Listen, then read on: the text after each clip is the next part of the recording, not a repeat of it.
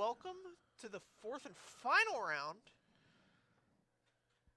On the right, we have Connor Sloan playing Blue Tron, and on the left, Keith Miller playing Blue-White Flicker. I love his band. Not sure I love his deck. Downturn? Downturn? Dantron, thanks for the follow. All right, Dantron. I'm just throwing random vowels in there. You Yeah, can deal with it. DNTRN. You can deal with it. You can match All right. the vowels in however you want.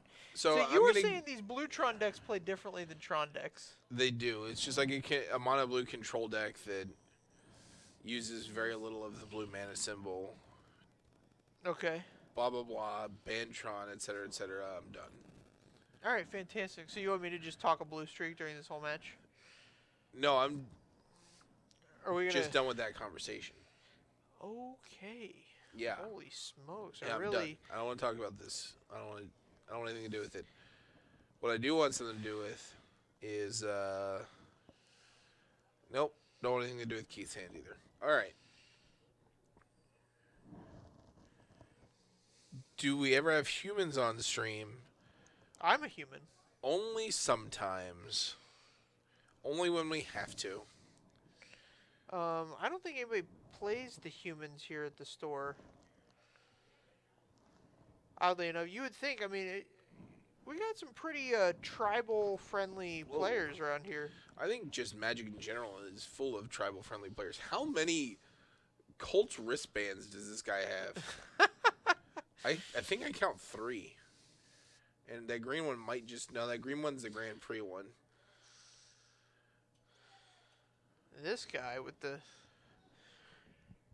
We're going to resolve... Who do you think insures his car? Do you think Nationwide insures his car?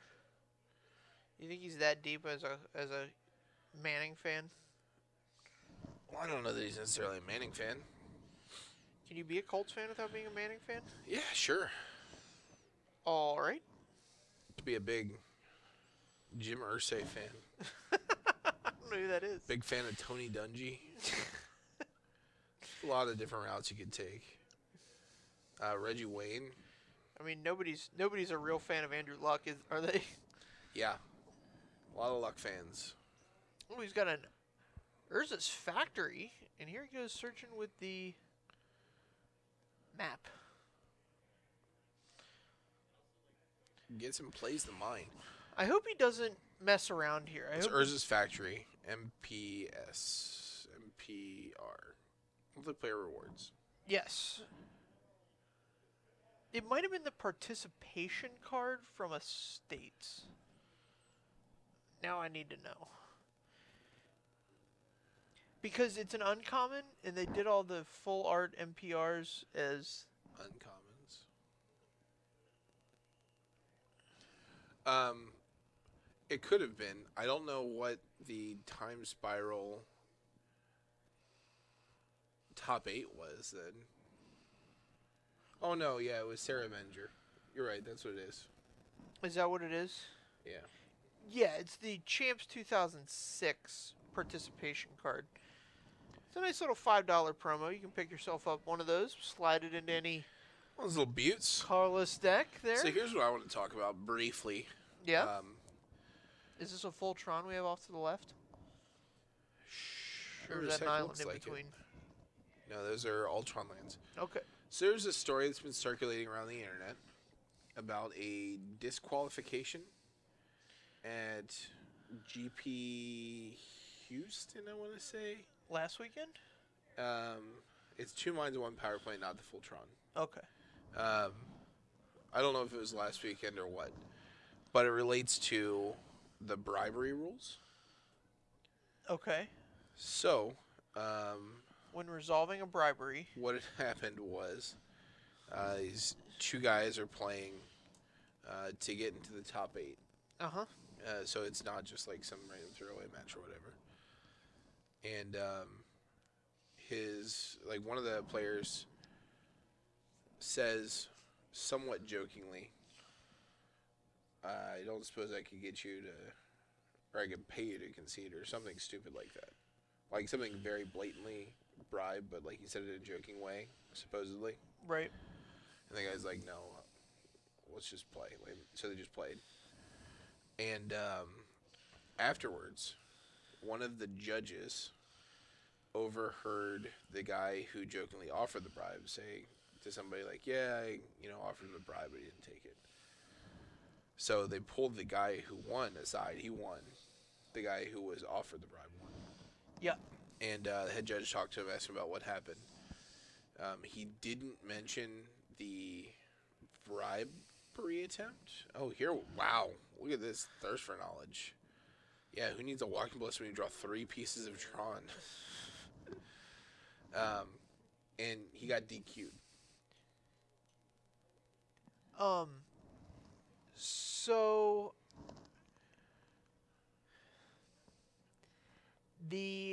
Okay, so the thing he said, I've got it's GP Houston. I've got the exact quote here. Dude, I would so pay you to be in the top 8. Oops, I can't say that. Sorry, just kidding.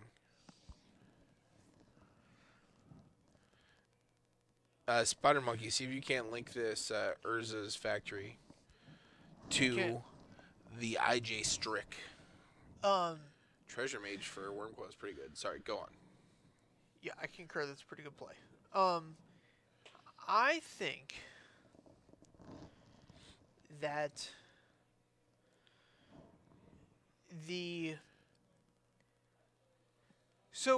every rule in Magic at a Magic tournament, like both in like how the game is played and how the tournament organizing rules go on, like this bribery rule and that kind of stuff, and the penalty guidelines, all of it is under the umbrella of the head judge's discretion. Right. I think at these larger Magic tournaments, where we're paying like $80+ to play in now, yeah, we need to enable these head judges to act at their discretion with absolutely no impunity to, like nobody should question them as to what they think. Because every judge I've ever talked to that's at the level that could head judge a Grand Prix, right, I know several of them, and I've known several of them for, many years. Mm-hmm.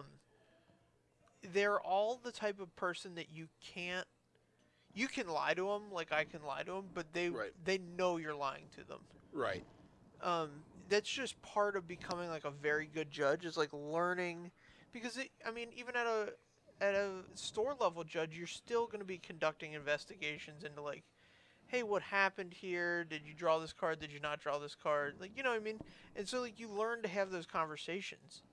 And so I think if we're going to trust these judges with these, tens of $1,000 events, mm-hmm. we should let this kind of stuff pass down and say, okay, you weren't obviously, when you pointed out this guy's foil Blood Sun during deck registration, you guys were checking each other's decks, you obviously weren't telling him he should build his entire card pool around Blood Sun. Right. I know that you weren't saying that. Please be more careful with your comments in the future. You're not DQ'd, but you have a written warning. Right. Any future attempts to interfere with matches will result in you being removed from the tournament. So, that's like a fair ruling to me. Batterskull, wow. But the official ruling, like the in the book, says that you cannot comment in any way on what's in another player's pool. Yeah, absolutely. And so I think that ruling is ridiculous. Now, if that judge felt that he was intentionally being lied to, on the other side of that coin, he's using his excellent powers of perception that he's developed through his time judging. He should kick that guy out of the tournament. He said, "You know what? You're being dishonest about what occurred. And that way we can't find out what occurred. We're gonna double DQ you guys." Yeah. What else can you do? That being said, you just got to be honest in your judge interactions. When you know a problem happens, go make your best effort to fix it as soon as possible.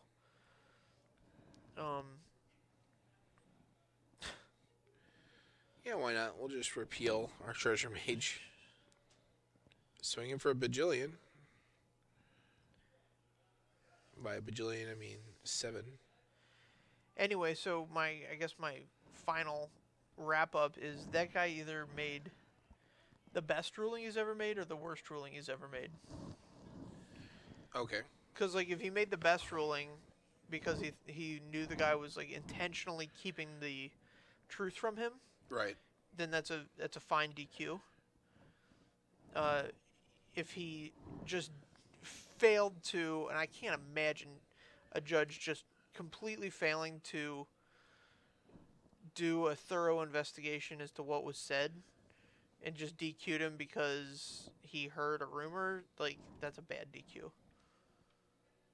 But Right. in general in judging situations, I'm way in favor of head judges having a lot of discretion. Gotcha. Yeah, I tend to agree with that as well. And I mean, the rules are pretty clear about it. Obviously, when the rules are clear, the head judge is gonna, you know, revert the rules or change them, whatever. Yeah. Yeah, not okay with that. We have to have some semblance, but here we understand what the situation is. Yeah, absolutely. So the fallout from this, things are getting weird. There's like, I'm seeing a lot of like Twitter comments and like Reddit comments and Facebook comments and like Magic the Gathering groups where people are like on this anti-judge brigade type deal, Yeah. which feels really weird because the judge program has been one of the hallmarks of the. Oh, a third repeal is what happened there. It's like, where'd the other column go? Has been one of the hallmarks of this, like the Magic the Gathering experience. Like they're essentially very honest and like Yeah. forthcoming, and like one of the better parts of the whole experience of playing competitive Magic the Gathering. Certainly not the TOs, and it's certainly not the stores. Right. Some stores do it better than others. Yeah, there's some stores that are great, but like as a whole, I think On the whole, the stores don't feel good. they don't. I'm all about GameSwap Mason. I think it's a great store, and Yeah. there's a lot of room. But I've been to some real stinkers. Yeah. If you have a good game store in your vicinity, please spend some money there. I accumulate a lot of store credit here, Yeah. but I still I'll throw down 20, $30 when I have it extra to spend.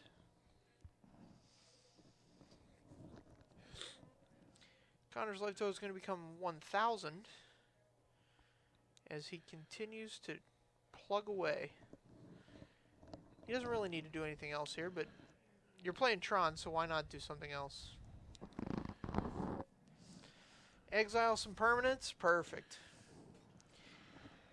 The token on the Tron side is a factory worker Yep. from this Urza's factory. Or assembly worker, sorry. Yes, it's an assembly worker. If you were to have a Mishra's factory, Yeah. you could pump the assembly worker Yeah, absolutely. with that. It's the same thing there. All right, so that'll do it for game one. Blue Tron's going to take it down. I feel like that's just what we're going to see in game two as well, as this blue-white flicker list seems to be pretty interactive in the red zone, but I don't think any of his guys are really going to compete with anything Connor's going to play in the red zone anyway. So Yeah, ransom 60. ransom. So people are really sour on judges. So I don't think people are sour on judges. I think there's a lot of like brigading, fake newsing, if you will. Oh, It's sad. sad. Sad. I think there's a lot of that going on right now. Interesting. And it's interesting that it's turned towards Magic, but I think it's a result of like the whole shenanigans that happened, what was that, last month, 2 months ago? Oh, the doxing of all the judges? Yeah. Yeah, that wasn't good. The whole, I don't know what's going on. Well, I mean, I know what's going on, but it's weird to me that it's come to that in Magic the Gathering of all things. Yeah, I mean, judges are in a weird place, and I'm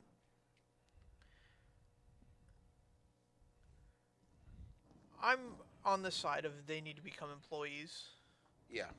Um, so I used to judge, and I would do things like um, wake up Saturday morning, be in Columbus by like 7 a.m., Hmm.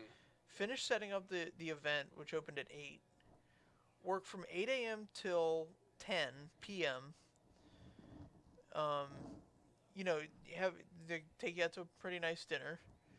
Uh, get a hotel room, not my own. They would pay for my hotel room, and then I would wake up and work from like 8 to 6 the next day. Yeah. So I'd work like 24 hours and 48 hours. Um, and you would get roughly a box a day. Sometimes we'll get 3 boxes depending on how big the attendance was. Right. Like when the TO did better, we did better. Sure. But still, even 3 boxes at full retail. Yeah, that's like $300 tops. Right. And so you do the math. And I like doing it, Hmm. but I really think that amount of work needs to be accounted for, Yeah, absolutely. and paid like a job. And so I think stores that want to do a good thing and take it serious should do just what GameSwap Mason did.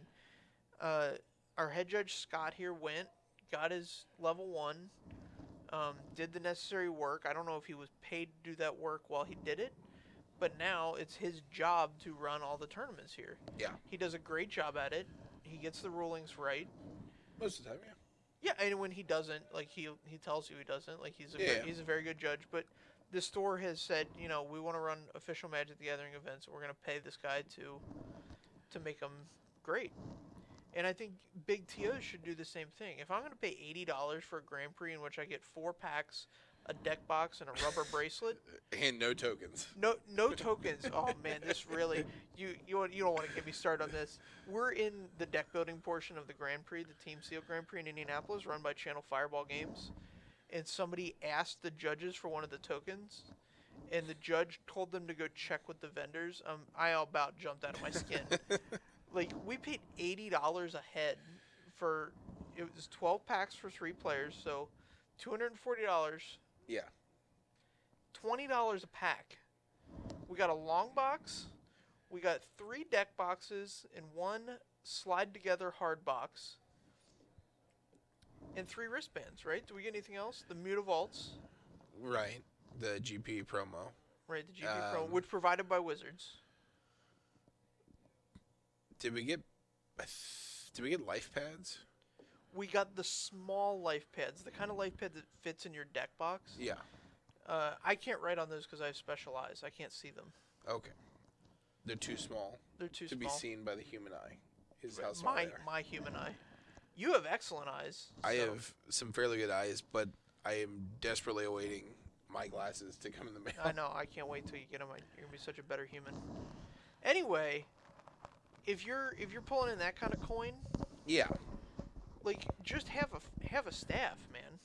Have some judges on staff. On staff. Pay them money. Yeah, pay them money. Work them 8 hours. Yeah. I mean, head judges have been getting paid for Grand Prix for a long time. Oh, absolutely. I mean, they fly them out from all over the world. Yeah, and they make a good amount of money for a weekend. Yeah.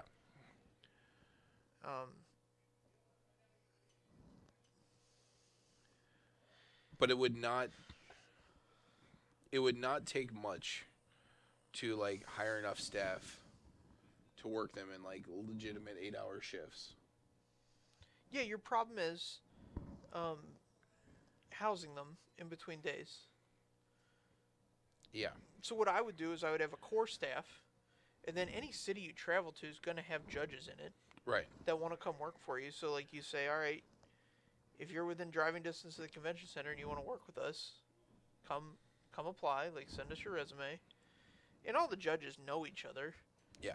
It's not like the level 4s from California can't call the level 4s from Chicago and be like, hey, do you know this guy? Is he any good? Yeah, absolutely.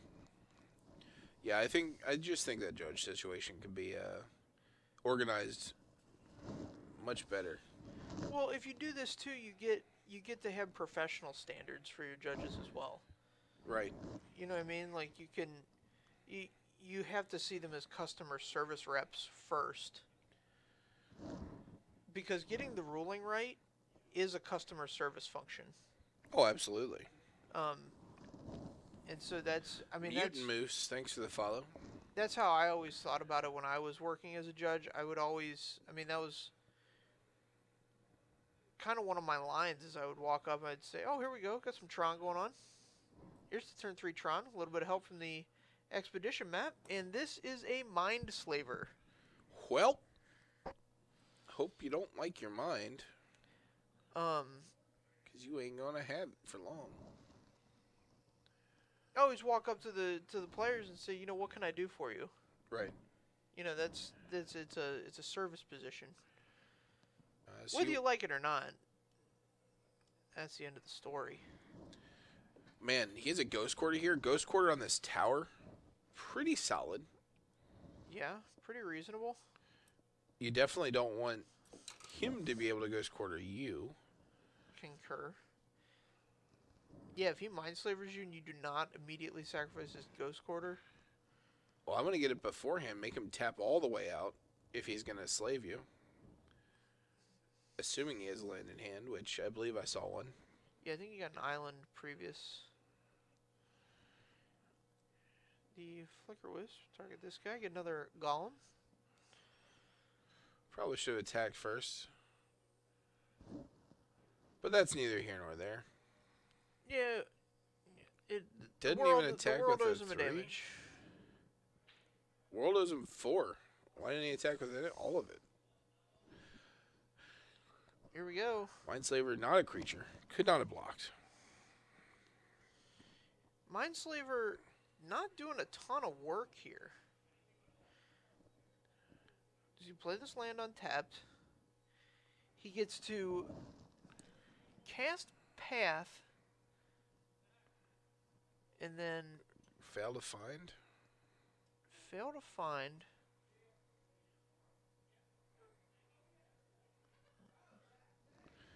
He does get to look through the deck. The thing is, you're allowed to be dumb enough to not find the card. They'll always let you be dumb.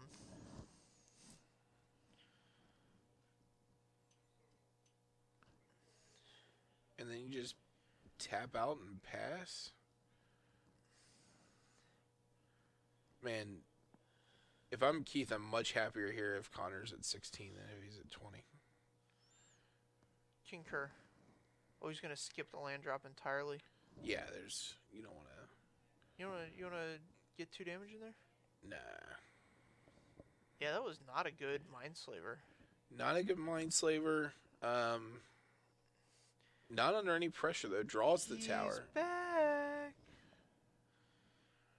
Ugin. Here's the Ugin, which doesn't do much.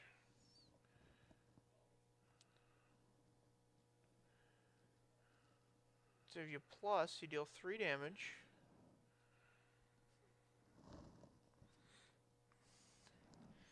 Alright, let's see what we've got here. Ugin's going to take 4, I imagine. And then I forget all the modes on Venser, but he's got some. Yeah, so you can blink a guy. He costs 5, though. You can blink a guy. You can make all your guys unblockable. And the alt is, like, whenever you cast a spell, exile target permanent or something crazy like that. Yeah, just the big deal. I mean, it's a Planeswalker alt, but I think you play Hallowed Fountain tapped, play out another Blade Splicer, attack Ugin for 4. Yep.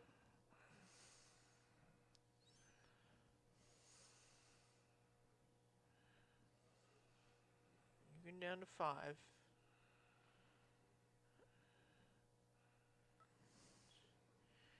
Here's the Blade Splicer, just as we drew it up. And here's Gets another Golem. Let's see if we can come out of this. So obviously plus on another Golem. Golem down. This is... So Connor has a map here that he's going to probably, I'm going to assume...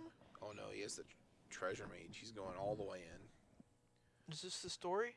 I would assume he would map for his academy ruins Yeah, that and seems just very mind good. slave him every turn. Sure. I mean, most opponents concede to that. Yeah, he may just be more interested in playing the long game here. How did we get so lucky? Platinum Angel. Well, can't die, and his opponent can't win. So there's that.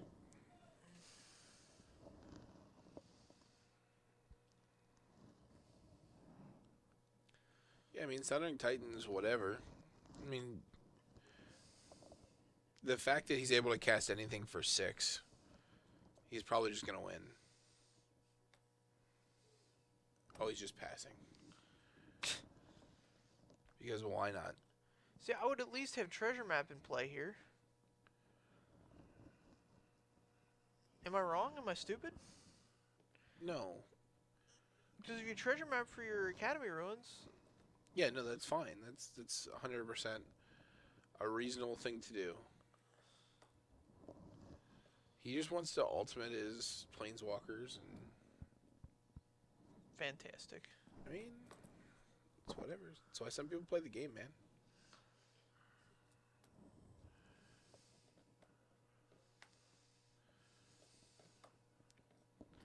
So this blue Tron deck is actually one of the Tron decks I don't like. Yeah. Because it goes bigger than the Tron deck I play. It's also one of the Tron decks I don't like, being a Tron deck, period. being it has the card Tron in it. Here's a big dumb planeswalker that does nothing. Here's the Venser I asked to see Oh, we've discarded the map. 2 minutes ago. We've discarded the map? We're not interested in it? He might have drawn another one off of the Thirst for Knowledge. I'm not sure. But we played a land for turn, so... What is happening? There's What is that. life?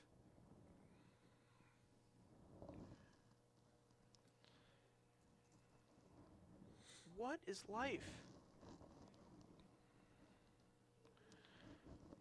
Oh, does he have the Academy Ruins in hand? Is that what that card is? Why didn't he play it? It is. I think that's an Academy Ruins. It's 100% an Academy Ruins in hand. Alright, fantastic.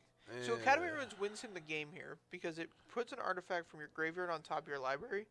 So you can then just take all of Keith's turns. But then you can't ultimate your Planeswalker because they'll probably just scoop. Well, here's Keith's Planeswalker, so we've got some... Why not? He had a nice disdainful stroke here. I haven't had a stroke in a while, so... You had one earlier today when you were smelling the... I smelled the old pancake syrup. I've smelled pancake syrup earlier today for some unknown Finally reason. plays the Academy Ruins. Please just put Mindslaver on top of your deck and earn a concession. I think you've seen enough. He goes down to 4. Here's the Platinum Angel. Says go. Here's not a Ghost Quarter. Alright. So here's the blue Tron deck just taking the long way around. Yeah, so that's game. Blue Tron's going to take this one down. By any number of means. He So can ultimate this Planeswalker, he can take all his turns. He's going to start taking all his turns, I'm pretty sure. But regardless, I won't be here, you won't be here, but there will be a stream tomorrow showcasing the new standard. It'd be pretty cool. There's also... That format's still developing. Yeah, it's still developing. It's pretty exciting to watch it develop, honestly. There's a lot of different decks being played, a lot of different things happening. Get your Path of Metals at $1 or less. That's the shot being called from Taylor Gunn. Thursday, we're going to be back for more Modern. Friday, Modern. F&M. 5 rounds, exciting stuff. And then next week, Tuesday, we'll be back here in the booth for all your hot Modern action. Holy smokes. What do you think a Path of Metals worth? 16. It's just $2 right now. Thanks so much for coming by. I had fun. Yeah, fun too. It was nice talking with you, John. Bye. Bye.